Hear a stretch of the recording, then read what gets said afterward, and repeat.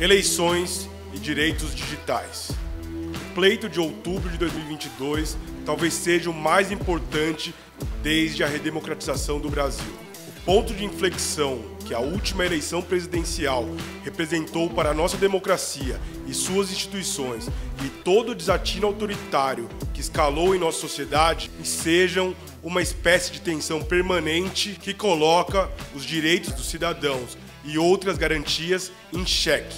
E para a agenda dos direitos digitais não é diferente. A internet não é terra de ninguém e ainda há muito a ser feito para coibir violações por ali.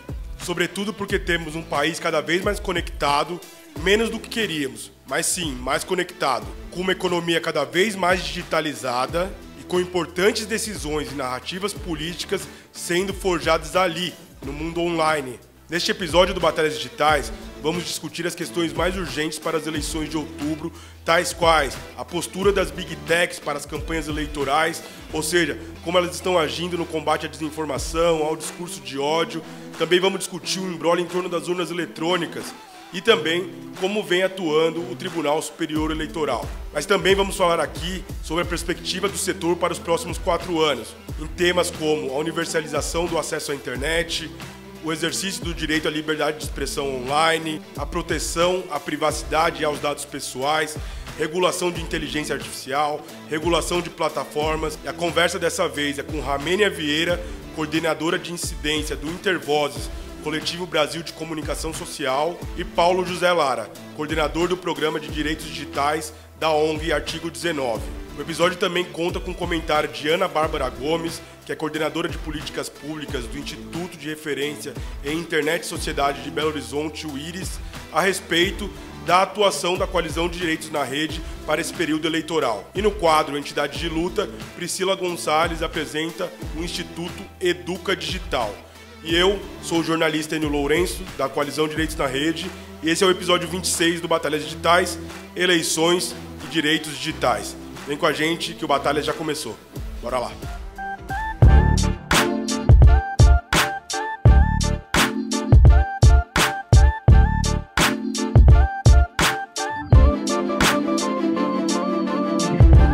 Maravilha, gente! Muito bem-vindos, bem-vindas, bem-vindes.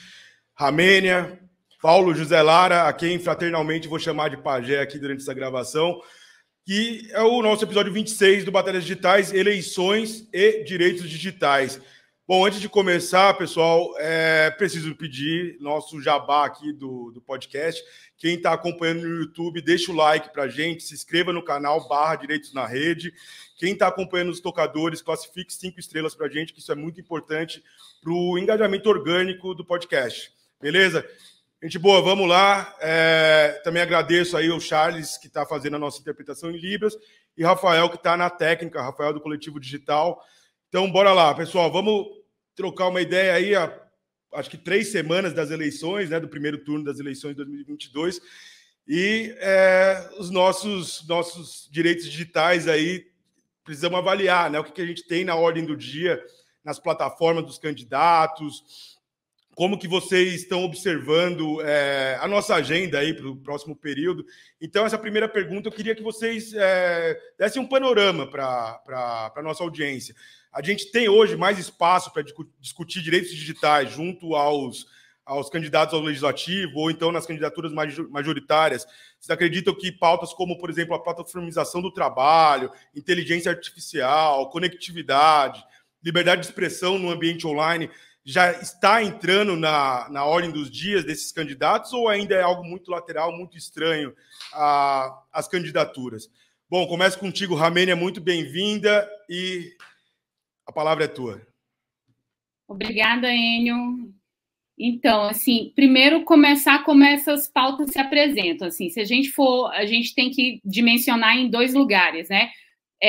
O lugar da majoritária e o lugar das proporcionais. Se a gente for trabalhar com as proporcionais, você vai ter, sim, candidaturas que vão trabalhar cada um desses temas de acordo com seus interesses, né? Você vai ter candidatos a deputados, a senadores, que vão trabalhar Senadores, não tanto a questão da plataformização do trabalho, mas você vai ter candidatos a deputados, inclusive saindo desses setores, né? Pessoas que trabalharam e que fizeram essa movimentação dos protestos de Uber, que estão candidatas com essa bandeira, né, de humanização das plataformas do trabalho, né? Humanização desse tipo de trabalho. Então, você tem esses candidatos que saem com essa bandeira. Em relação à inteligência artificial, educação digital, conectividade, liberdade de expressão online, a gente já tem muito mais tempo candidatos nessa base, né, e proteção à privacidade e aos dados pessoais. Isso dentro da perspectiva das proporcionais, tanto para deputados quanto para senadores. Não é uma bandeira muito, assim, prioritária muitas vezes, né? Ela costuma ser uma bandeira dentre outras tantas que os candidatos colocam dentro do seu guarda-chuva. E aí, se você coloca para majoritária, você já vê que essas bandeiras elas não aparecem, com exceção da inteligência artificial e da conectividade, elas não aparecem assim de forma tão evidente. A plataformização do trabalho, ela nem aparece, na verdade, né? Ela não é falada em nenhuma das plataformas de governo, né, que foram divulgadas. A proteção à privacidade de dados pessoais, ela também não é mencionada dentro das plataformas.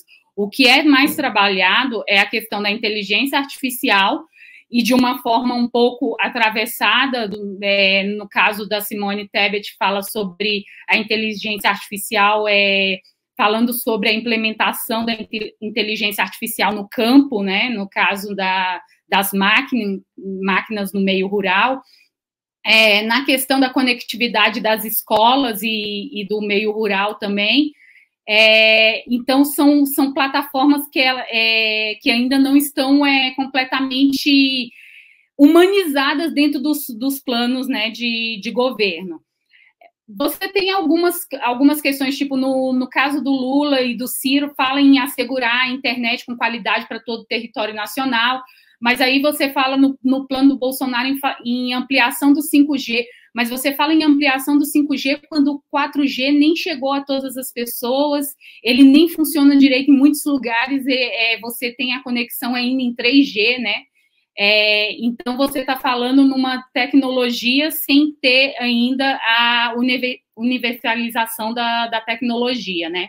Então, a gente tem muito essa dificuldade, assim, de que essas pautas, elas sejam realmente vistas, né, mais forte em cada tema, né? Mas você tem, sim, o interesse pela universalização da internet, mas você não tem cada um desses campos pautados dentro de uma plataforma maior, dentro de um plano majoritário. Legal, Rá. Obrigado. Pajé, vamos lá, meu velho. E as suas impressões aí para a agenda dos direitos digitais nas candidaturas desse pleito aí de 2022? Manda para a gente, muito bem-vindo. Valeu, obrigado aí pelo convite, salve, salve todo mundo que está assistindo, Enio, Ramênia, Charles também, um abraço aí pessoal da CDR. Acho que a Ramênia deu um bom panorama, eu acrescentaria algumas coisas, assim, o Brasil está numa situação tão complicada, né, que em momentos mais fáceis e tranquilos da política nacional, já era difícil que as pautas de direitos digitais e tecnologias constassem aí de programas de governo e de pautas políticas.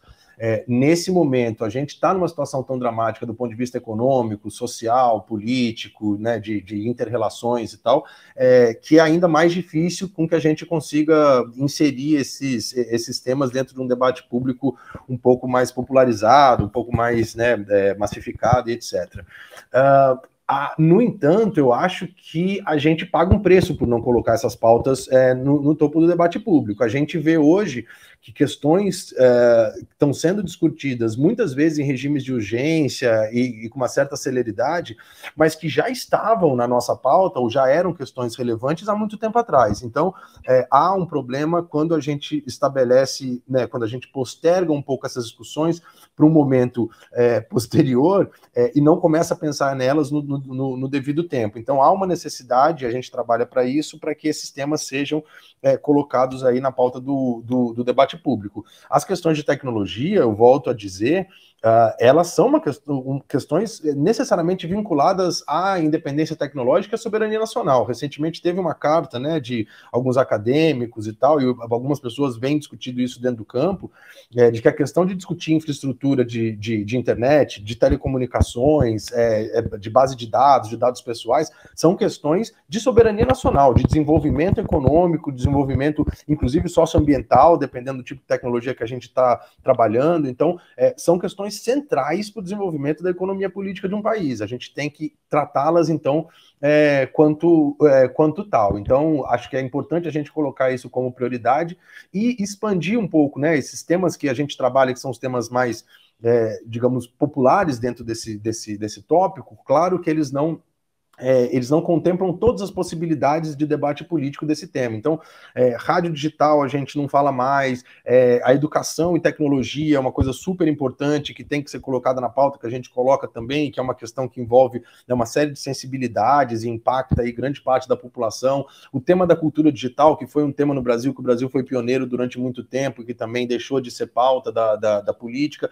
O tema de transparência e acesso à informação, né, que em termos de digitalização a gente tem uma potencialidade maior de um regime de transparência ativo e passivo muito mais desenvolvido, e a gente viu um retrocesso muito grande nisso nos últimos anos. Então, tem uma série de temas aí que eu acho que, para além desses que a gente já vem trabalhando e que estão na pauta, a gente pode ampliar também, né? A gente viu, por exemplo, produtores de videogame brasileiro entregando aí algumas pautas de pequena e microempresas e indústrias. Então, o universo de videogames é super importante. Então, criptomoedas, como a Ramênia já falou, a questão do trabalho e tecnologia, plataformização. Então, acho que são temas que já se discute um pouco na sociedade, inclusive no ambiente político, mas isso não se reflete em propostas concretas, não tem se refletido né, num debruçar geral sobre a complexidade desses temas. Legal, Pajé. Aproveito, inclusive, para convidar o pessoal que está acompanhando aí o nosso episódio 26, quiser saber mais dessa pauta de soberania nacional e tecnologia que o próprio Pajé participou, é do episódio 15 do Batalhas Digitais, que a gente tem a participação do Pajé com o Dave Kuhn, que é um servidor do SERPRO, e o nome do episódio é Dados Pessoais Brasileiros. Mas vamos adiante, precisamos falar de eleições aqui. Gente, tem aquela máxima lá, né, de que nos 100 primeiros dias de um novo governo existe o cenário ideal, né, uma lua de mel entre executivo e legislativo, com possibilidade maior de aprovação de projetos e medidas estratégicas. Então, conjecturando que a partir de 1º de janeiro de 2023 a gente tem um novo governo, se assim todas as forças metafísicas quiserem, o que teria de mais urgente aí na ordem do dia de direitos digitais, na nossa agenda, para ser aprovado? De repente, o 2630, regulação de plataformas, regulação de IA, alguma medida de universalização do acesso? O que vocês acreditam que estaria mais maduro para a gente conseguir aprovar nesse momento estratégico? Ramênia, contigo. Eu queria fazer só uma ressalva em relação a esses 100 primeiros dias. Assim, eu não acho que vai ser uma lua de mel. A gente tem assim uma expectativa que venha uma coisa boa dessa eleição, porém a gente sabe que também virão assim vários parlamentares que serão reeleitos. A gente sabe que a conjuntura hoje é complicada, é uma conjuntura que não tem permitido muito o avanço de pautas progressistas e de direitos humanos, e então a gente sabe que não vai ser uma lua de mel assim tão fácil. Então, a gente também não tem expectativa de aprovar nada, e é outra questão, assim, a gente tinha uma urgência com o PL 2630 para essas eleições. A gente quer, sim, regular as plataformas, e agora a gente vai para um debate mais aprofundado sobre essa regulação das plataformas. E sobre a inteligência artificial, é a mesma coisa, né? A gente teve uma preocupação muito grande como o marco da inteligência artificial, ele tramitou dentro da Câmara, ele tramitou muito rápido, de uma forma assim, sem diálogo com a sociedade, muito acelerado. Chegou no Senado, nós tivemos um pouco mais de diálogo com os senadores e com os assessores do Senado.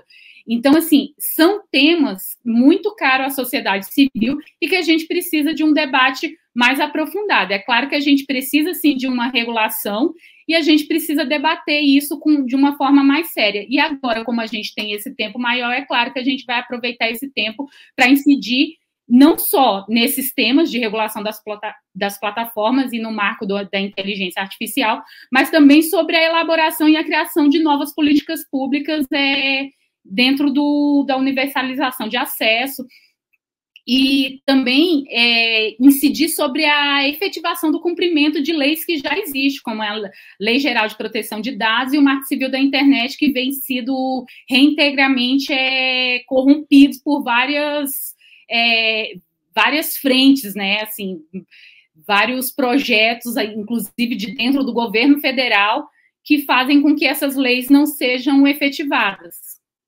E você, Pajé, o que você acha aí? 100 primeiros dias, tem jogo? Temos alguma coisa que podemos avançar de imediato na agenda dos direitos digitais, num futuro governo diferente do que há hoje? Sobre o início de uma próxima legislatura, eu acho que tem duas questões que vale a pena a gente ficar de olho, né? A Ramênia comentou já sobre o PL 2630, que é uma legislação que era necessária, embora, né, a gente estivesse trabalhando para aprimorá-la, mas era uma legislação importante para que a gente pudesse conviver com ela nesse período eleitoral e dar para a gente mais segurança sobre procedimentos relacionados à desinformação, responsabilização de plataformas, responsabilização do poder público, etc. Isso tende a voltar. Tem investigações, na verdade, né, aquela CPMI das fake news, então tem algumas coisas relacionadas aí a eventuais crimes ou violações que foram cometidas em torno desse tema dos direitos digitais, que também podem ser que retomem e voltem à tona, e tem uma discussão também que acho que está ligado ao processo político, às eleições e aos direitos digitais, que é o tema do Código Eleitoral. A gente também, o Brasil não aprovou o Código Eleitoral renovado, né, que é um relatório enorme da Margarete Coelho, e que ali tem uma série de elementos que interferem em questões de como as plataformas, por exemplo, atuam em períodos eleitorais, como que candidatos, partidos devem também ter a sua relação em relação aos meios digitais. Então, acho que essas são três coisas que eu ficaria de olho, para além do que a Ramênia colocou também no início desse próximo período político aí. Beleza. Ramênia, você queria complementar também essa última questão? Isso, tinha um detalhezinho, né? Um detalhezinho que eu esqueci, assim, de colocar, é que a gente tem, assim, também uma perspectiva de incidir em algumas questões que já estavam sendo colocadas dentro do Congresso Nacional, como alguns projetos de lei que querem mexer no Fundo de Universalização dos Serviços de Telecomunicações, o FUST, né? E que a gente tem trabalhado para que ele seja realmente utilizado para uma infraestrutura de internet para todos, né? Universalização da internet para todos, e não para a universalização da internet para máquinas, né? Como está sendo colocado em vários PLs que têm sido pauta dentro da Comissão de Ciência e Tecnologia. Então, é uma das questões também que a gente tem que ficar de olho dentro dessa legislatura que vai se renovando, e também conversar, né, com os novos parlamentares, para eles entenderem também a pauta dos direitos digitais, trazerem eles para perto dessa pauta, mostrando, né, inclusive o nosso manifesto para eles, com os 10 pontos dos nossos interesses, para que eles tenham abertura para essas pautas também dentro do Congresso Nacional. Perfeito, Rá. E assim você também me deixa o gancho para chamar o comentário da nossa camarada Ana Bárbara Gomes, né, que é pesquisadora do Instituto em Referência à Internet e Sociedade de BH, o IRIS, para falar sobre algumas ações que a Coalizão Direitos na Rede fez nesse período eleitoral, inclusive esse próprio manifesto que a Ramênia acabou de dizer, né, que é o compromisso com a democracia e os direitos digitais, que aponta 10 diretrizes para os próximos 4 anos.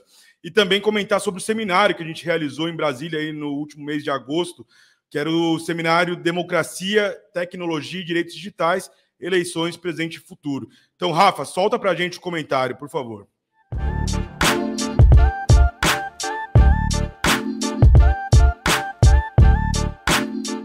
O seminário que aconteceu no último dia 25 em Brasília foi uma oportunidade importante de reunir diversos setores engajados no fortalecimento dos direitos digitais para conversarem e compartilharem as suas perspectivas sobre o presente e o que enxergam como o futuro, né?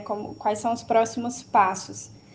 Na parte da manhã, nós tivemos uma mesa aberta que contou com a presença de representantes do Tribunal Superior Eleitoral, que pôde compartilhar de um ponto de vista governamental quais têm sido os desafios e quais têm sido as estratégias empenhadas nesse momento, onde as campanhas estão acontecendo a todo vapor nos meios digitais, né? Também ouvimos representantes da comunidade acadêmica, que trouxe uma fala muito potente sobre a necessidade de compromisso com os princípios democráticos, sobre a importância do período eleitoral para a democracia no Brasil. E também ouvimos representantes do setor empresarial, da sociedade civil, que estava lá, né, articulada através da coalizão. Na parte da tarde foram 3 rodadas de debate. A primeira delas foi sobre o desafio da moderação de conteúdo, um assunto especialmente propício para o momento eleitoral, né, já que os potenciais danos ficam muito mais perceptíveis. Esse é um desafio global que tem sido enfrentado por muitas democracias e precisamos pensar o problema no contexto brasileiro, né? Então, foi uma oportunidade de apresentar o debate que a coalizão tem amadurecido sobre o assunto já há algum tempo, especialmente no engajamento das discussões sobre o PL 2630, que proporcionou discussões muito importantes, né, que devem ser aproveitadas para pensar os próximos passos. A segunda rodada de debates foi bastante focada em acesso e infraestrutura, onde a coalizão pode apresentar a urgência dos esforços para a universalização do acesso à internet do Brasil, com distribuição de infraestrutura, com garantia de conexão sem interrupção, de um compromisso efetivo com a promoção de conectividade significativa para todos os brasileiros e brasileiras, tendo em vista o papel essencial, né, que a internet ocupa no exercício da cidadania para a efetivação de direitos, acesso à informação no contexto atual. Essa é uma pauta que a gente tem acompanhado de perto no GT Acesso, do qual faço parte, e é preciso muita atenção para os processos de designação da verba do FUST, atenção para as obrigações e contrapartidas das empresas prestadoras de serviço de conexão no Brasil, para que a gente mude esse cenário onde tantos brasileiros estão conectados com conexões precárias, com baixa cobertura, velocidade, que não duram um mês inteiro, e tantos outros problemas para a efetivação de uma inclusão digital e conectividade significativa no Brasil. A terceira rodada foi sobre proteção de dados e foi uma oportunidade de discutir, entre vários outros pontos, os potenciais danos de incorporação de determinadas tecnologias, como a de reconhecimento facial na segurança pública. A coalizão, que tem se pronunciado pelo banimento dessa finalidade da tecnologia, né, pela proibição do uso de reconhecimento facial para fins de segurança pública, já que isso já se provou ineficiente com um potencial discriminatório e danoso muito grande. Então, é muito importante que os nossos parlamentares estejam atentos às especificidades do contexto brasileiro, que estejam atentos às formas de fortalecer os direitos digitais, para agir com cautela e sem prejudicar os direitos fundamentais na rede, né? Tendo em vista a proximidade das eleições, esse período sensível da democracia brasileira, essa foi uma oportunidade importante de conversa, de troca, sobre quais são as perspectivas para o amadurecimento do quadro regulatório brasileiro no âmbito da internet. E vários representantes parlamentares e de órgãos públicos estiveram com a gente, né? Representantes de diversos partidos na Câmara, inclusive representante da candidatura presidencial do ex-presidente Lula. Além disso, representante da Controladoria Geral da União, do Ministério Público Federal. Então, foi uma reunião de pessoas interessadas e engajadas e uma oportunidade de troca muito grande. Foi um dia de discussões muito ricas e eu espero que isso nos fortaleça enquanto articulação e também enquanto todos os setores engajados, né, na promoção e fortalecimento de direitos digitais, para que a gente construa os próximos 4 anos pautados, né, por uma internet diversa, aberta, inclusiva e que respeite e fortaleça os direitos de todos os brasileiros e brasileiras. Bom, Pessoal, e sobre as ações que as entidades de vocês, artigo 19 e Intervozes, fizeram para esse período eleitoral? Queria que vocês dessem um panorama aí para a nossa audiência e também comentassem um pouco mais do que a coalizão fez nesses últimos meses a respeito de eleições. Ramênia, contigo novamente. Então, no Intervozes, nós fazemos um monitoramento que ele é tradicional no período eleitoral, que são de candidatos ligados a programas policialescos e donos da mídia. E neste ano a gente está ampliando para o que a gente denomina de influencer, né? Já pensando nessa questão da desinformação e como a propagação da desinformação por meio de influencers também contribui para que o debate eleitoral seja prejudicado. Então, nós temos também, né, esses influencers participando do processo eleitoral. Então, a gente está fazendo essa pesquisa, a gente vai fazer também uma atualização do livro Fake News, como as plataformas enfrentam a desinformação, que é uma pesquisa que foi realizada em 2020, para analisar se as plataformas estavam aplicando medidas efetivas de combate à desinformação na internet. A pesquisa foi de 2020, né, e agora a gente vai atualizar para 2022, se alguma coisa mudou, né? Com aquele olhar para como foi as eleições de 2018, que foi muito forte a presença da desinformação nas redes sociais.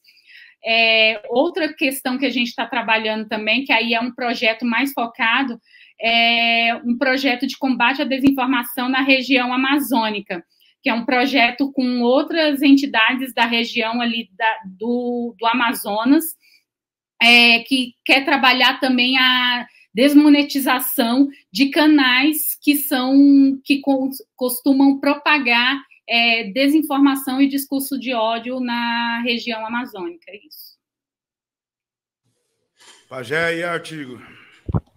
Então, a gente teve, né, acho que uma série de organizações aí se debruçaram em torno do tema das eleições. Nunca é demais reforçar que são talvez as eleições mais importantes dessa geração. Então, acho que corretamente a sociedade civil se mobilizou muito para atuar nos aspectos que lhes cabem, né, desse período eleitoral, desse evento, né, da democracia. Então, artigo não diferente disso, também promoveu uma série de atividades. Eu acho que uma das coisas importantes foi o lançamento de 2 guias, né, uma cartilha de participação eleitoral focado na camada mais jovem da população, que entrou junto também com a campanha do TSE sobre jovens de 16 a 18 tirarem títulos, e um pouco também de esclarecimento e conhecimento sobre o que fazem os cargos eletivos que a gente vai votar nessas eleições, como que se deve fazer, como você identifica propostas que estão aliadas aí aos princípios de direitos humanos para escolher candidatos. Então teve, né, um trabalho de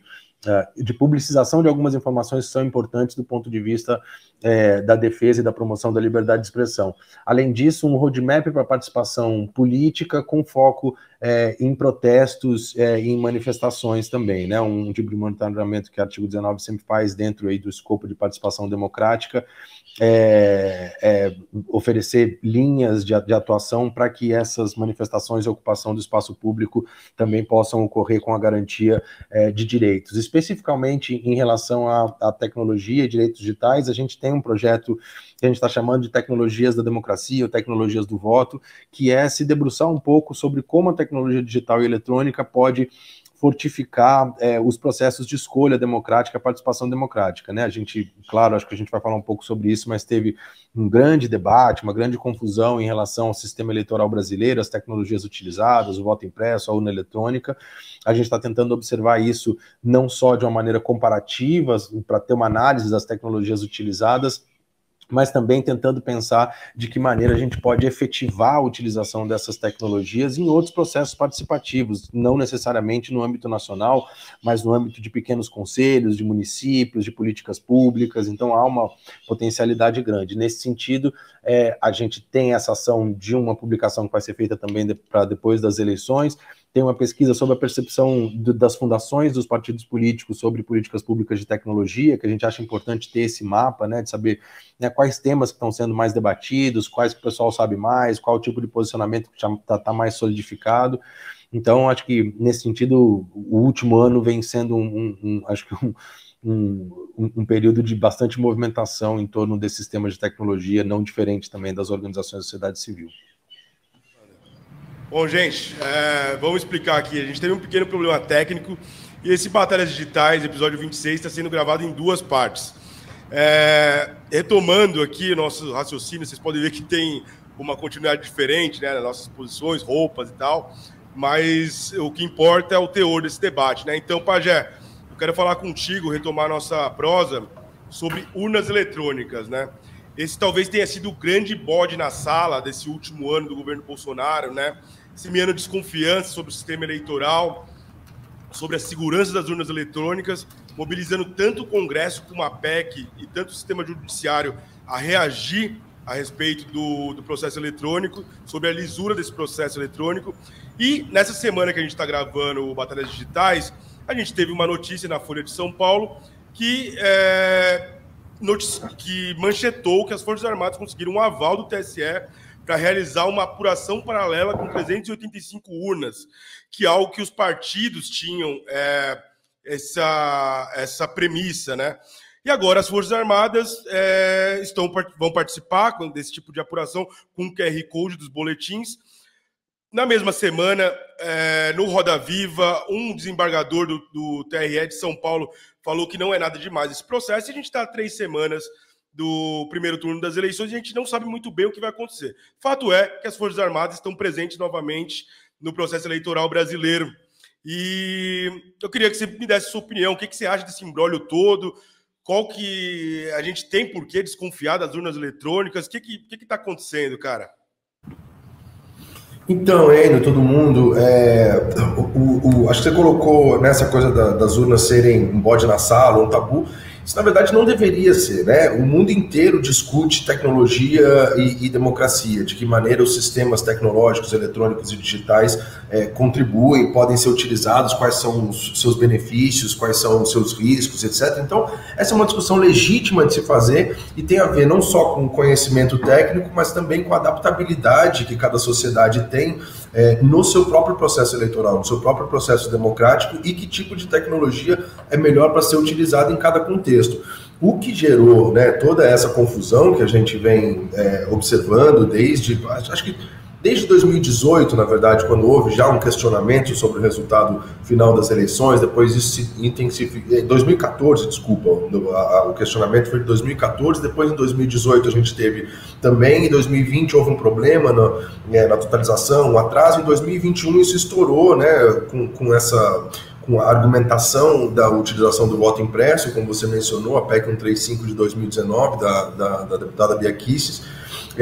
Então, o problema do que aconteceu no Brasil, né, na nossa perspectiva, e o artigo 19 vem trabalhando com essa questão de tecnologias de voto, é que justamente o que vem acontecendo é a quebra do pacto social em torno das eleições. As eleições são feitas de diferentes maneiras em diferentes partes do mundo. Em alguns lugares você tem voto por correio, outros você tem voto impresso, outros você tem votos híbridos, né, com utilização de tecnologias e também votos por papel. Então, isso depende muito. A única coisa que tem que ser fixada é justamente esse pacto social em torno da legitimidade, das regras do jogo e de como isso vai se dar no processo eleitoral.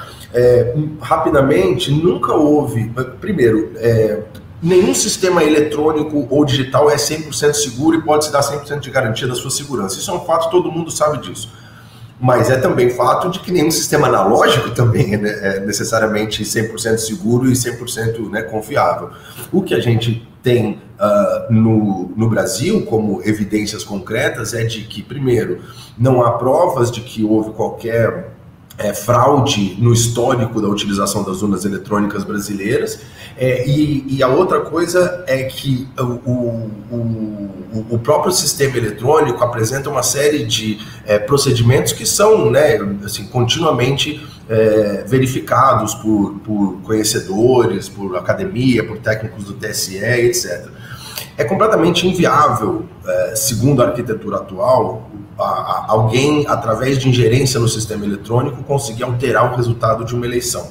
Isso não quer dizer que a gente não tem que ficar sempre atento em relação às melhorias no sistema, às tecnologias, etc. Última coisa, só para a gente continuar depois, é que o que a gente aprendeu muito nesse processo foi justamente a arquitetura e a formação de campanhas de desinformação, né? Então, o que aconteceu em 2021 em torno dessa campanha do voto impresso foi muito ilustrativo de como se constrói peças e campanhas de desinformação. Então, há algumas, né, e o procedimento é mais ou menos assim: você pega-se elementos de verdade, elementos com evidência que você pode comprovar e monta ali um tecido que é todo falacioso. Então, há urnas eletrônicas que se utilizam do que a gente chama de registro físico do voto, que é o voto impresso. Sim, isso é comprovadamente seguro nos lugares onde são utilizados. Sim, há estudos que demonstram que precisam determinadas melhorias e que melhorias nas urnas eletrônicas brasileiras foram feitas. Sim, também.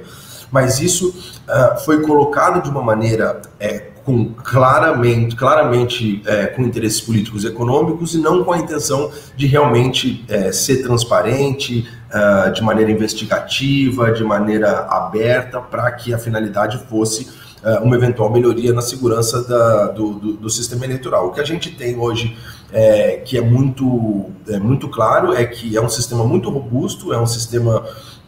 O TSE trabalha muito bem nisso. Agora, isso não impede a gente de buscar transparência, abertura, diálogo com todos os atores envolvidos no processo eleitoral e no seu sistema tecnológico, para que haja justamente a fortificação desse pacto eleitoral, né, desse pacto social em torno das eleições, que acho que é o mais importante. Só com legitimidade você consegue fazer eleições saudáveis e tranquilas. E justamente o objetivo de você questionar a segurança do processo não foi a melhora dele, foi justamente tornar este processo mais frágil para que houvesse eventualmente uma tentativa de ruptura ou de questionamento, justamente nesse período tão delicado que a gente está vivendo.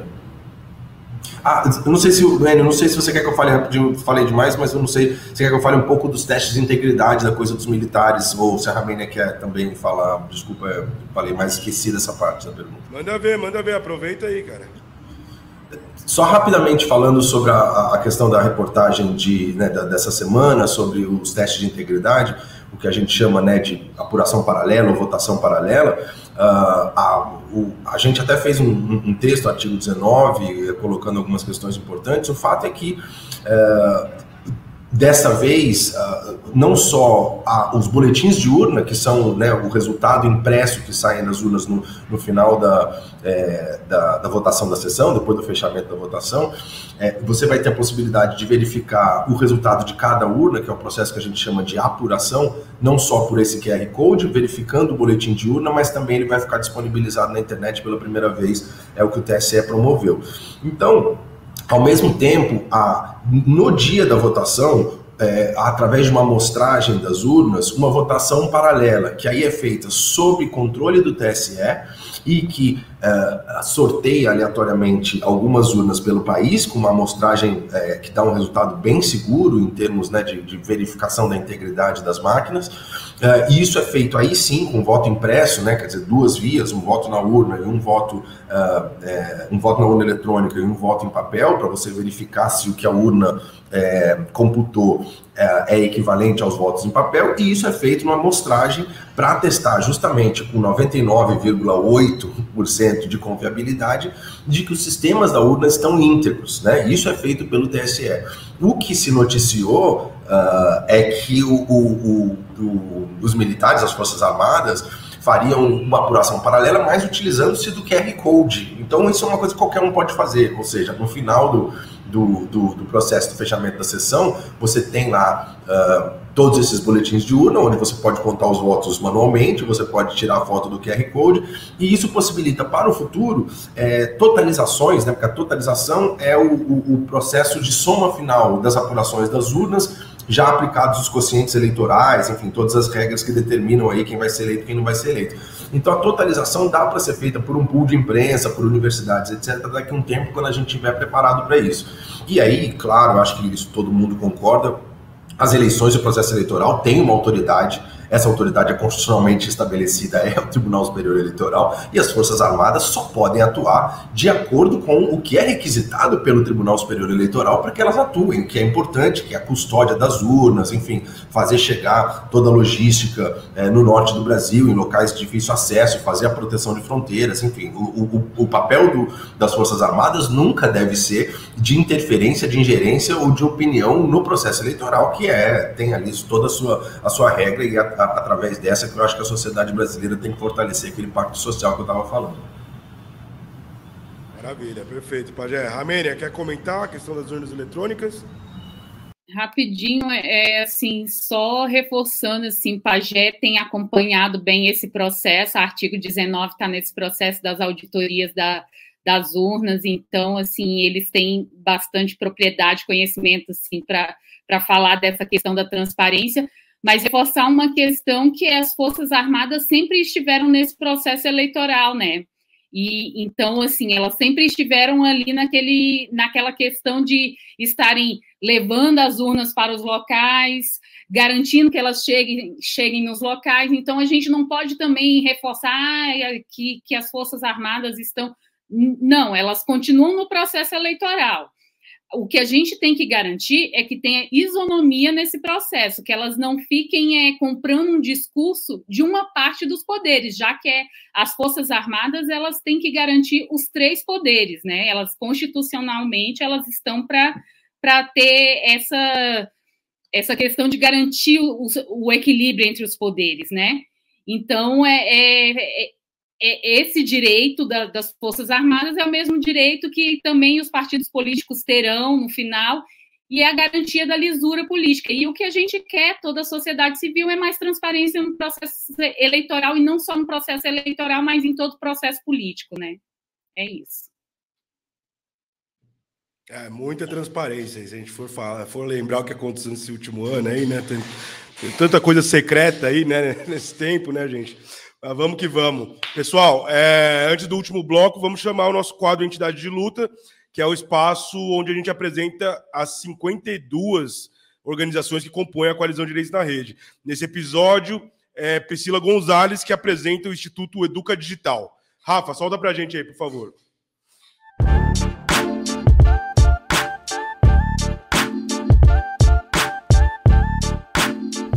Olá, aqui quem fala é a Priscila Gonzalez, educadora, pesquisadora, e eu lidero há 12 anos o Instituto Educa Digital, que integra a rede de organizações da Coalizão Direitos na Rede. Nosso foco são os letramentos digitais diante de uma sociedade em constante transformação. Não se trata de olhar a tecnologia como um mero objeto a ser usado ou explorado pelo ser humano, mas sim compreender criticamente como nós, seres humanos, somos influenciados pela tecnologia. Nossos modos de ser e estar no mundo, nossos comportamentos, nossas relações sociais e de convivência, e acompanhar as mudanças pelas quais a cultura digital vai passando.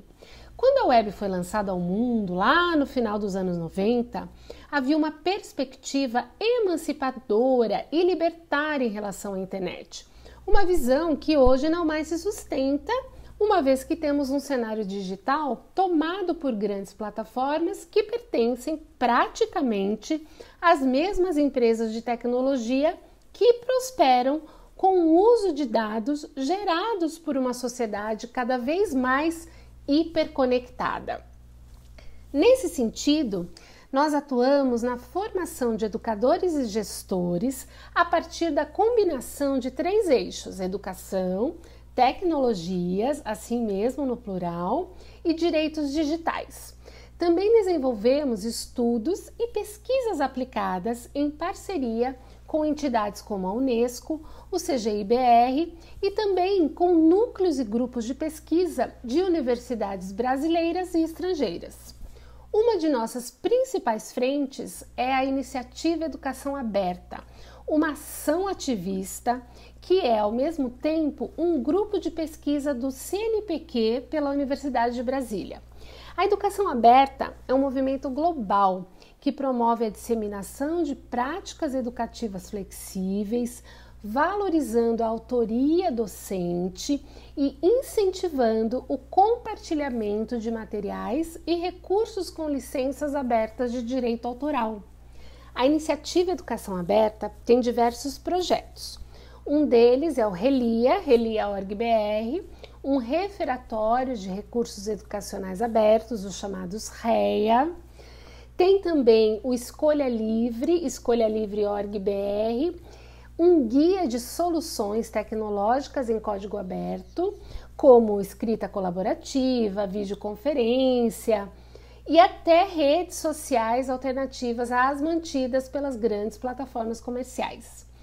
Em 2020, nós lançamos a plataforma aberta e gratuita Pilares do Futuro, pilaresdofuturo.org.br, que promove o compartilhamento de boas práticas educativas entre educadores sobre como abordar questões como essas de cidadania digital, considerando os letramentos críticos no contexto contemporâneo. Bom, gente, desinformação, fake news e campanhas online, né? Eu queria a opinião de vocês sobre, depois de uma eleição de 2018 muito conturbada, né, sobre o papel das Big Techs, 2020 talvez com um pouco mais de correção, 2022 muito marketing das Big Techs sobre a responsabilidade delas, né, nesse processo, falando sobre parcerias tanto com o TSE, como também com agências de checagem. Eu queria saber de vocês se, de fato, as Big Techs estão mais responsáveis nesse momento, nessa campanha de 2018, após tanta pressão, né, tanto da sociedade civil, quanto do judiciário, legislativo, setor privado, intelectuais, tantos atores que se mobilizam desde 2018 para que não aconteça de novo aquelas campanhas de disparo em massa, né, que foram verificadas, ou então a própria propaganda online, que não era regulamentada naquele momento. Então, eu começo contigo, Ramene. As Big Techs estão mais preparadas, são mais responsáveis na campanha de 2022 ou ainda tem muito a ser feito? Muito a ser feito ainda tem, né? Mas a gente também não pode dizer que não houve progressos da eleição de 2018 para cá, né? A gente está mais preparado do que antes, mas ainda muito insuficiente. Em certa medida até descompromissado, assim, porque o papel das Big Techs seria ter uma regulação mínima, só que como a gente não avançou isso numa lei, a autorregulação não funcionou no Brasil, né? Essa é a questão. Então, é uma questão que a gente trabalha, e aí a gente trabalha com níveis de responsabilidade. Você vai olhar ali como a Meta está trabalhando isso. Acho que a Meta tem até se esforçado em algumas questões. Meta que pega ali Facebook, Instagram, esqueci agora a outra... WhatsApp. Tem trabalhado bastante, assim, o WhatsApp, inclusive, parou de funcionar aquela mensagem em massas. Lista de transmissão também está bem mais fechada. Então, isso tem funcionado melhor. Só que você tem também outras Big Techs que não estão funcionando muito bem, assim, e nem compromisso tem tido nem com a sociedade civil e nem com o TSE, como, por exemplo, o YouTube. O YouTube saiu uma pesquisa agora da UFRJ mostrando como eles estão publicizando muito mais páginas como da Jovem Pan para pessoas que não têm, assim, o algoritmo ainda ligado a algum partido político ou algum discurso político, né? Então, são coisas que a gente tem tentado conversar. A abertura tem existido a partir de pelo menos as conversas terem sido feitas, né? Tipo, as entidades têm conseguido conversar com essas plataformas, falar das suas preocupações e algumas, inclusive, falar, não, vamos fazer isso, vamos tentar amarrar algumas questões, deixar mais evidente o que é discurso eleitoral ali, porque algumas questões dentro do próprio Facebook, quando você faz impulsionamento, não ficava muito claro se era discurso eleitoral ou se era apenas uma publicação. E isso tem sido feito a nível também estadual, porque antes era só nacional, né? Então, essas coisas eles têm escutado da sociedade civil e eles têm trabalhado, porém, muito aquém do que a gente deseja. Um exemplo é da transparência que a gente acabou de colocar, né, que é um exemplo que a gente tem que ter em tudo, né? É a transparência da gente nem saber quantas pessoas que falam português trabalhando dentro dessas plataformas. A gente não sabe quem faz a moderação, como é feita essa moderação, e a questão da própria lei, né? O tribunal, ele trabalha a partir das leis que existem. E como o PL 2630 não avançou, existem coisas que não estão dentro de uma lei. Então, também as Big Techs, elas não podem começar a moderar conteúdo limitando a liberdade de expressão, né? Elas têm que trabalhar com as leis existentes. Então, é uma preocupação que a gente tem e a gente acha ainda que tem muito ainda a ser resolvido, que só vai ser resolvido a partir de uma regulação das plataformas. Porém, já avançou muito de 2018 para cá, mas a gente ainda tem também algumas outras plataformas que estão surgindo que a gente sabe que vai ter alguns problemas, porque antes a gente tinha ali WhatsApp e Facebook, eram as duas ferramentas que tinham mais problemas. Hoje a gente tem o Telegram, a gente tem ali o TikTok, que a gente fala bastante do TikTok, mas a gente tem o Kawaii também, que ainda é uma ferramenta muito desconhecida para a maioria de nós, assim, de questão de políticas mesmo, e também de questão de com quem você fala dentro do Kawaii, sabe? Assim, com quem você se reporta, para quem você faz os questionamentos. Então, são questões que a gente precisa avançar para ter uma regulação total e não ter que estar conversando, dialogando com cada plataforma cada vez que surgir um problema, né? Legal, Armênia. Você disse essa questão da língua portuguesa, me fez recordar da presença da Frances Haugen no Brasil, né? Ela, inclusive, disse que isso seria determinante para ter um processo de moderação melhor se tivessem mais pessoas de língua nativa dentro da meta para fazer esse acompanhamento de moderação de conteúdo, para discurso de ódio, desinformação. E, Pajé, sua opinião, cara, melhorou? As Big Techs estão mais alinhadas a um novo tempo, estão mais responsáveis com a eleição brasileira, o processo eleitoral brasileiro? O que você acha?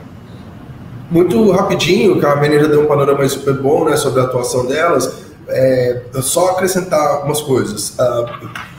O modelo de negócios, né, e a atuação de grandes empresas não podem balizar a nossa atuação em relação à defesa da liberdade de expressão, em defesa da democracia, etc. O que eu vejo algumas vezes é que se dá uma centralidade, um poder de arbítrio a essas plataformas que não pode ser delas, né? A gente tem que considerar o sistema de justiça, tem que considerar a própria sociedade, a maneira como ela se organiza politicamente, socialmente e tal. Então, às vezes, eu fico pensando, vale a pena a gente se debruçar tanto, né? O esforço que a Coalizão de Direitos da Rede faz, por exemplo, de conversar com as plataformas, de tentar colocar, seja limite, seja defesa de princípios, etc. Então, isso me preocupa um pouco no sentido de dar a elas uma importância muito grande, elas já têm um poder muito grande, né? Tem uma policy da Artigo 19 que a gente deve lançar em português no ano que vem, que chama Taming the Big Techs, então domando as Big Techs, né?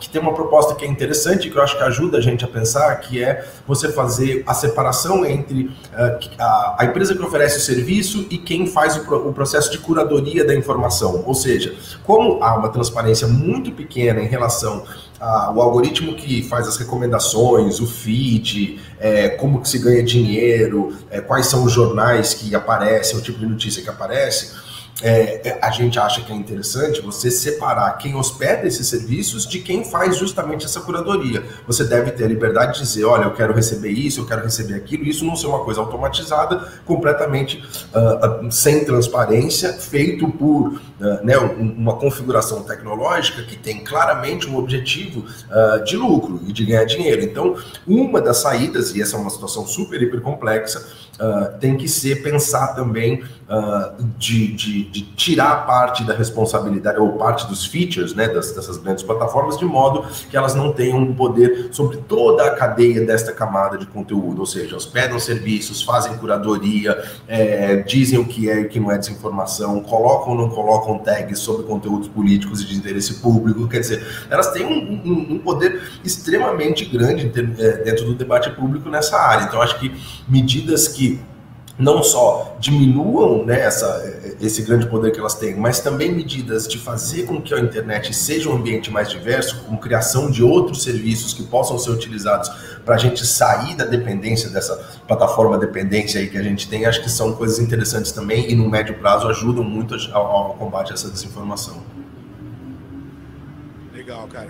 Bom, chegamos à nossa última pergunta. A gente fez uma avaliação sobre as Big Techs, sobre se elas avançaram, né, nas suas políticas nesses últimos 4 anos. Eu quero saber agora do nosso Tribunal Superior Eleitoral, se eles avançaram também, como que vocês estão enxergando, né, essas medidas, acho que passaram desde então, ministro Barroso, ministro Fachin, agora ministro Alexandre de Moraes, né? Vocês acreditam que a gente tem uma gestão mais preparada para fazer valer as regras do jogo? Pajé, volto contigo.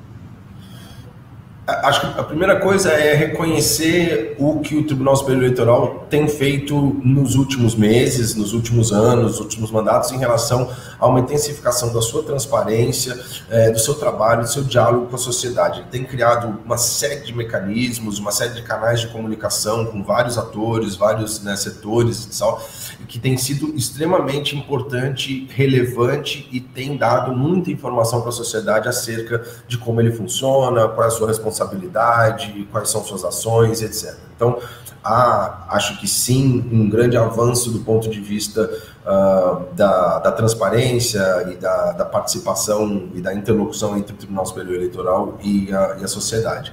Mas isso veio com uma razão, né? Veio porque o Tribunal Superior Eleitoral tem sido muito atacado, o sistema de justiça, os tribunais superiores, o STF, etc., por conta de uma tendência política, né? Muito ligada aí ao governo Bolsonaro e tal.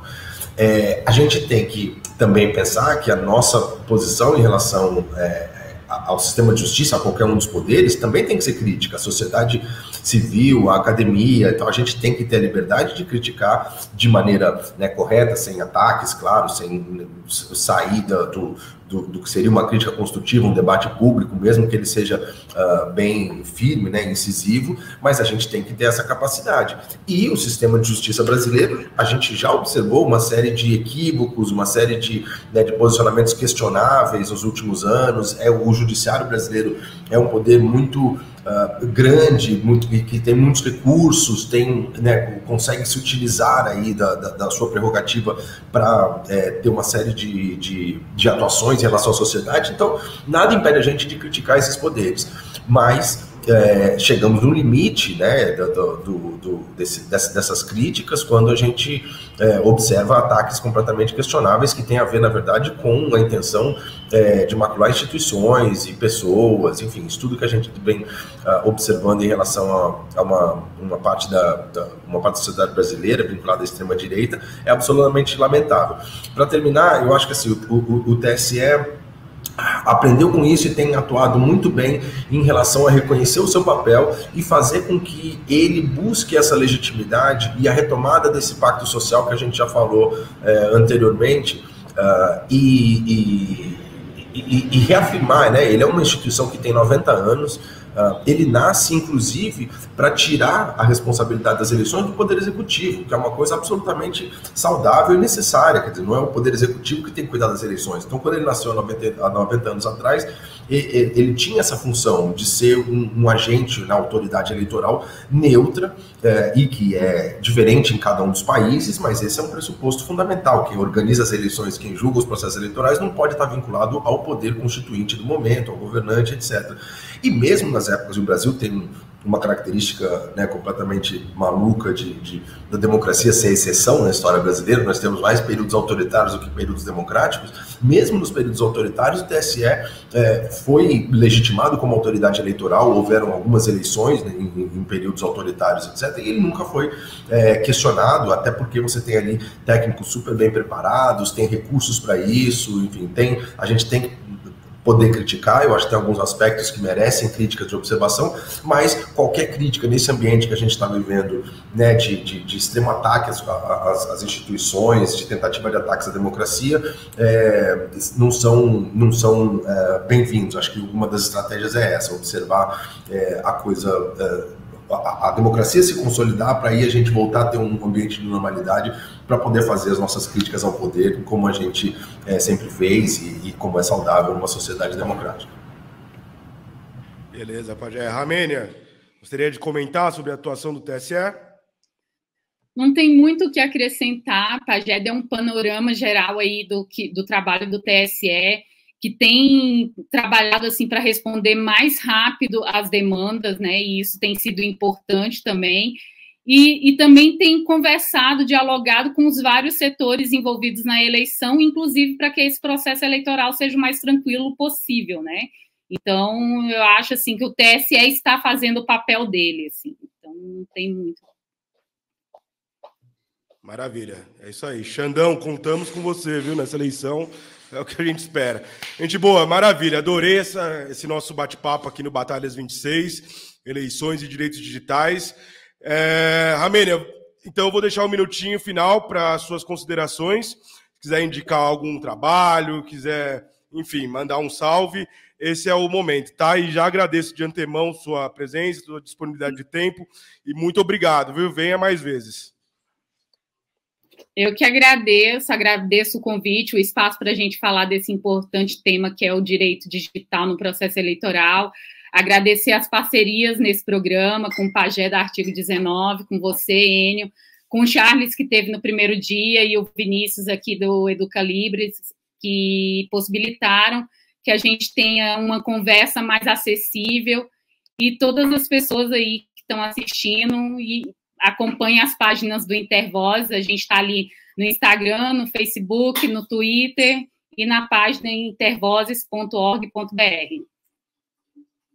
Maravilha, Rá, brigadão, viu? Pajé, você já é da casa também, sua segunda participação, venha mais vezes, muito obrigado aí pela sua disponibilidade de horário, seu tempo e todas essas ideias aí que foram trocadas entre nós. Valeu, mano, obrigado.